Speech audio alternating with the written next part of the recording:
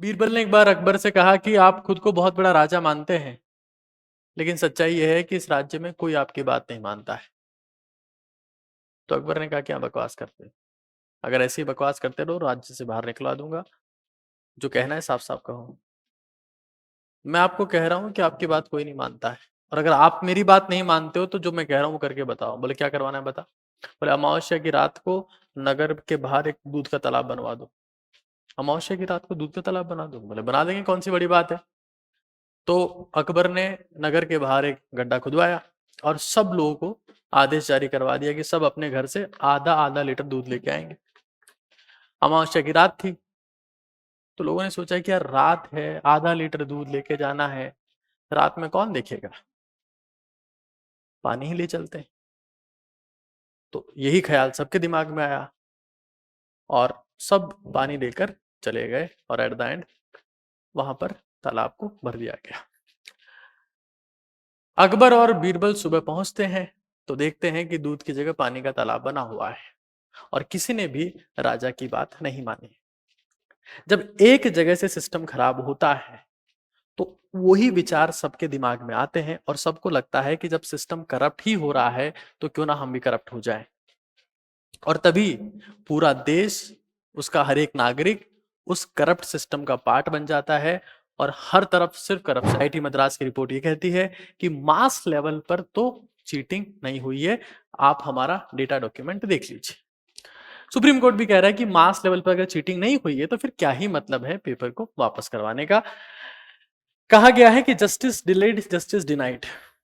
अगर न्याय मिलने में देरी हो जा रही है तो न्याय किसी काम का नहीं है। अगर किसी की परिवार में किसी की हत्या हो गई है और किसी के ऊपर आरोप लगा है और सुनवाई करते करते करते जिन्होंने आरोप लगाया था वो खुद मर जाए और उसके बाद आरोपी को फांसी की सजा दी जाए तो ऐसी सजा किसी काम की होती नहीं है। वही काम फिलहाल सुप्रीम कोर्ट कर रहा है।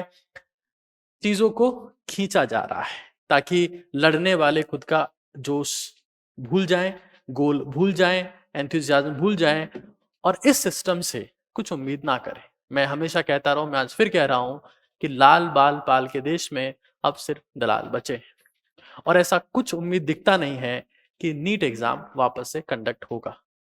मेरा तो यही मानना है कि अब स्टूडेंट्स और पेरेंट्स जिन्होंने न जाने कितनी संघर्ष भरी कहानियां हैं उनकी, रोज सुप्रीम कोर्ट की कार्रवाई सुन सुनकर सिर्फ अपना समय खराब कर रहे हैं। अफसोस की बात यह है कि आने वाले समय में ऐसा हो भी सकता है कि हर एग्जाम में दलाल जो है वही डिसाइड करेंगे कि कौन टॉपर बनेगा और कितनी कट ऑफ जाएगी। ये फिलहाल देश का सिस्टम दिख रहा है।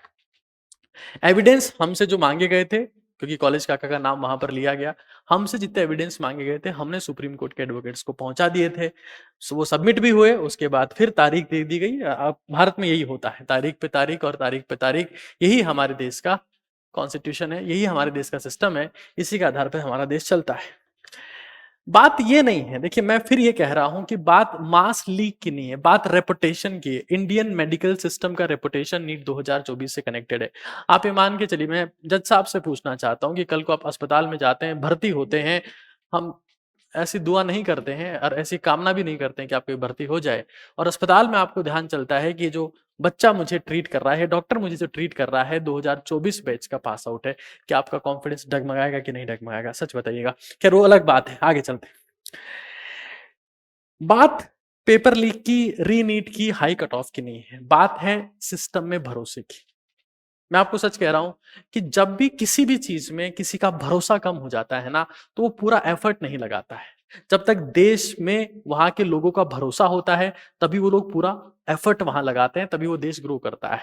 आज भारत में भरोसे के हालात ऐसे हैं कि कई देश जो खुद को, कई लोग माफ कीजिएगा, जो खुद को देशभक्त कहते हैं, वो हमारे देश को छोड़कर दूसरे देशों में जा रहे हैं। इनमें से कई ऐसे भी लोग हैं जिनको देश की जनता आइडियल मानती है। क्यों? क्योंकि देश में लोगों का भरोसा कम हो जा रहा है कि यहां पर तो शायद कुछ होने वाला नहीं। और बड़े अफसोस की बात है, बहुत फ्रस्ट्रेशन की बात है।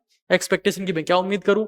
एक्सपेक्टेशन यही है कि नीट एग्जाम के रिकंडक्ट होने के चांसेस लगभग शून्य के बराबर हैं, क्योंकि जब डेट दी जा रही है, क्योंकि आप देख लीजिए कम से कम प्रोसेस होने में 3 महीने का समय लगेगा। 18 जुलाई के आसपास की डेट है, मुझे लगता नहीं तब भी वो लोग कुछ कंक्रीट डिसीजन देंगे, और आप पाएंगे कि अक्टूबर तक का प्रोसेस चला जाएगा और फिर बैच स्टार्ट होते होते दिसंबर हो जाएगा। मेरे हिसाब से समय बहुत ज्यादा हो जाएगा, ऐसा मेरे को लगता है। अब अगर माननीय सुप्रीम कोर्ट अगर कुछ बेहतरीन डिसीजन दे दे, कुछ चमत्कारिक परिणाम दे दे तो अच्छी बात है, बट फिलहाल लग नहीं रहा है, क्योंकि कोर्ट में गवर्नमेंट ने कहा है कि भाई हम नहीं चाहते हैं, हमको लगता नहीं है कि मास लेवल पर पेपर लीक हुआ है, तो हम नहीं चाहते हैं एज ए गवर्नमेंट कि पेपर वापस रिकंडक्ट हो। और सच्चाई यही है कि गवर्नमेंट की बात कोर्ट को माननी पड़ती है। अब बच्चे करें तो क्या करें, ये भी एक इंपॉर्टेंट सवाल है, प्लान ए और प्लान बी। तो भाई अब जो भी करना है, तैयारी करनी है तो तैयारी करिए, नहीं करनी है तो नहीं करिए, बट प्लान ए तैयारी करते करते कुछ और करना है ये मत करिए। जिंदगी में जिसका प्लान बी होता है उसको कभी भी प्लान ए हासिल नहीं होता है। अगर आप प्लान बी रखना चाहते हैं तो C D E F G H I J K L M N O P Q R S T W X Y Z सारे रख लीजिए। अगर आपको तैयारी ही करनी है तो प्लान ए रखिए, दिल से तैयारी करिए। पेपर आसान था, उसमें कोई संदेह नहीं है, पेपर अगली बार भी आसान रहेगा। अगर आप मार्जिन पर थे, अगर आप तैयारी करना चाहते हैं, अगर आप में जुनून है, अगर आपकी इच्छा है, तो मैं फिर कह रहा हूं, हम लोग विश्वास बैच जो आज से रीस्टार्ट हुआ है, वहां से आप तैयारी करना स्टार्ट कर सकते हैं। विशेष तौर पर अगर आपकी फिजिक्स और केमिस्ट्री कमजोर है तो, बट ये सीरियस स्टूडेंट्स के लिए, अगर आप सीरियस हैं तो विश्वास बैच के साथ में आ सकते हैं। ये फिलहाल आज का लेखा जोखा है, बातें बहुत सारी है और आउटकम क्या है उसके बारे में मैं कुछ कहूंगा नहीं। ऐसी दुआ करते हैं कि सब कुछ अच्छा हो। देश के बच्चों का इंसाफ की डगर पे बच्चे दिखाओ चल के, ये देश है तुम्हारा, नेता तुम ही हो कल के। इंसाफ की डगर पे वो तभी चल पाएंगे जब उनको इंसाफ मिलेगा। धन्यवाद।